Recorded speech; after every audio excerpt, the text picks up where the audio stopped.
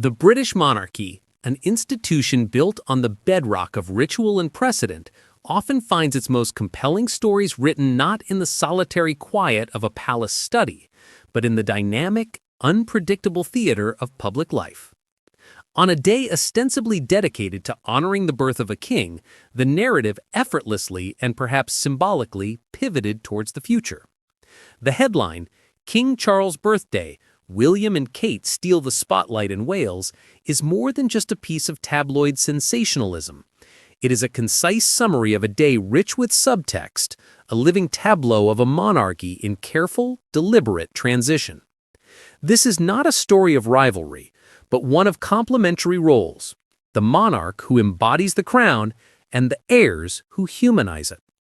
To understand the full weight of that November day is to delve into two parallel events, separated by geography and tone, yet intrinsically linked by blood, duty, and the unyielding passage of time.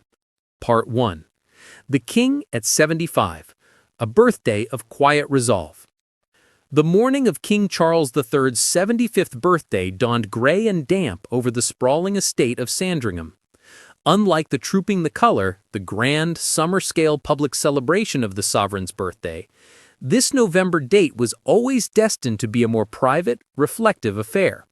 Yet, in its quietude, it spoke volumes about the man and the monarch he has become. A working birthday, the morning agenda.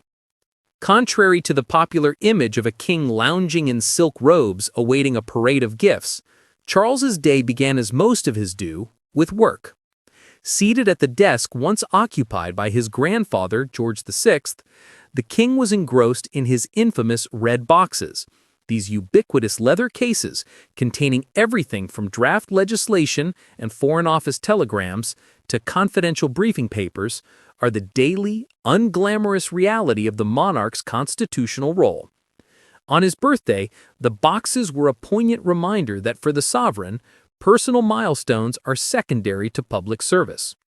His first official engagement was not a glittering party, but a characteristically thoughtful initiative. To mark his 75th year, King Charles launched the Coronation Food Project, a nationwide scheme aimed at tackling both food waste and food poverty. The symbolism was potent. Here was a man who had spent 5 decades warning of the perils of environmental degradation and unsustainable practices, now leveraging his highest office to address a tangible, pressing issue. In a recorded message, his voice, familiar and earnest, connected his lifelong passions to his current role. He stated, "It is my greatest wish to use this new project to bring together the ways in which we can address the twin tragedies of food waste and food poverty." This was not the act of a distant ceremonial figurehead, but of a deeply engaged individual using his platform for pragmatic good. It was a birthday gift to the nation rather than from it. Lunch at Sandringham, the intimate family gathering. The afternoon brought a brief respite from official duties for a private family lunch. The guest list was small and significant. The Queen Consort, Camilla, was of course by his side, a pillar of steadfast support throughout his life's tumultuous chapters. Also in attendance were his siblings, Princess Anne, the Princess Royal, and Prince Edward, the Duke of Edinburgh, with their spouses. The absence of Prince Andrew, who remained at his nearby royal lodge, was a silent yet deafening testament to the ongoing recalibrations and sensitivities within the House of Windsor. One can imagine the scene in the ornate dining room. Not the stiff formality of a state banquet, but the warmer, if still structured atmosphere of an upper-class family gathering. Toasts would have been raised, anecdotes shared, and the weight of their shared history and responsibility momentarily lightened by familial bond. For Charles, this was likely a cherished moment. After a lifetime as the heir, navigating the complex relationship with his parents and the relentless scrutiny of the press, to be surrounded by his immediate family as the patriarch and sovereign must have been profoundly moving. It was a celebration of survival, of endurance, and of a family that, despite its very public fractures, maintains a core of unity in the face of its unique destiny.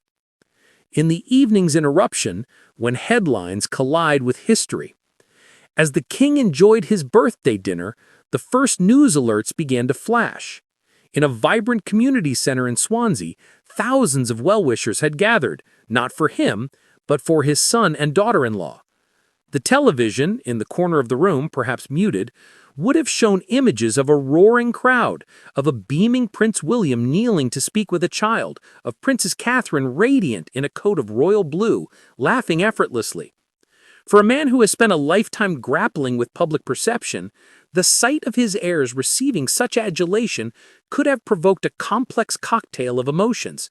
Paternal pride, certainly, but perhaps a flicker of that old, familiar shadow, the sense of being overshadowed.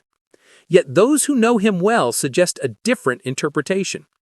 King Charles is a student of history.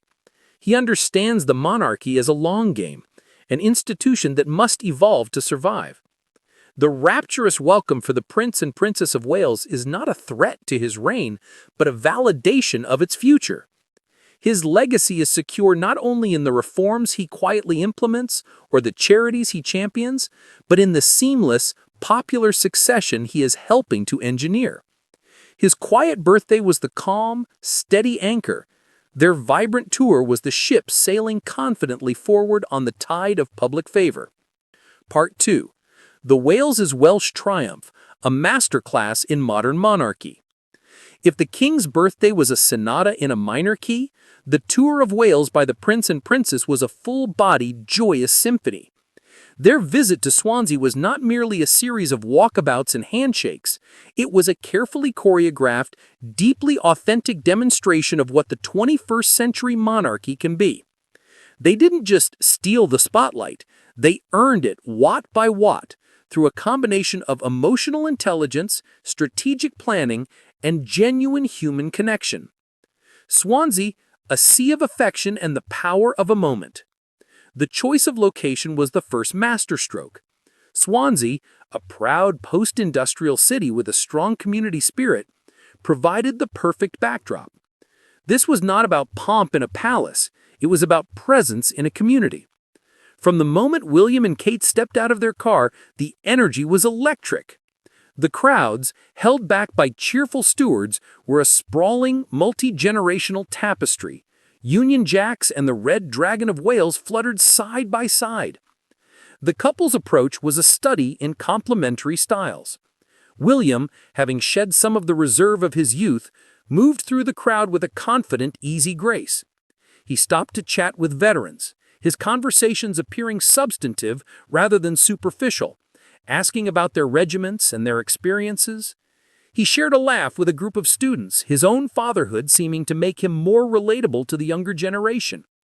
But it was Catherine, the Princess of Wales, who consistently demonstrated her unparalleled talent for creating viral moments of profound sweetness.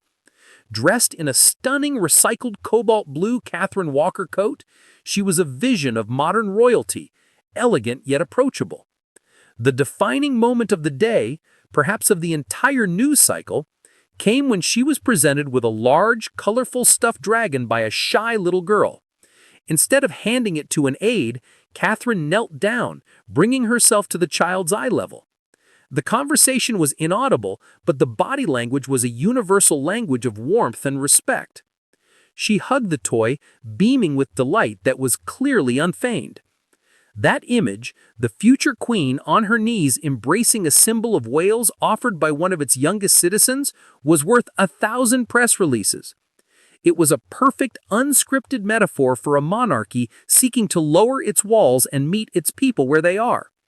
Beyond the walkabout, engaging the pillars of the community. The royal walkabout was merely the public face of a deeper engagement.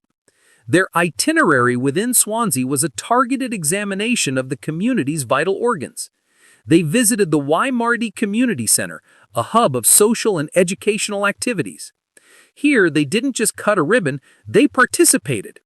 William tried his hand at a woodworking class, joking about his own lack of skill, while Catherine joined a parenting group, listening intently to the challenges and joys of young families, a cause that sits at the very heart of her public work. The conversations here were substantive. William spoke of the importance of mental health support for young men, a topic he has championed with raw honesty. Catherine discussed the findings of her landmark Shaping Us campaign, highlighting a critical importance of early childhood development. This was the soft power of the monarchy in its most effective form, using their immense platform to amplify crucial social issues, lending them credibility and a national audience.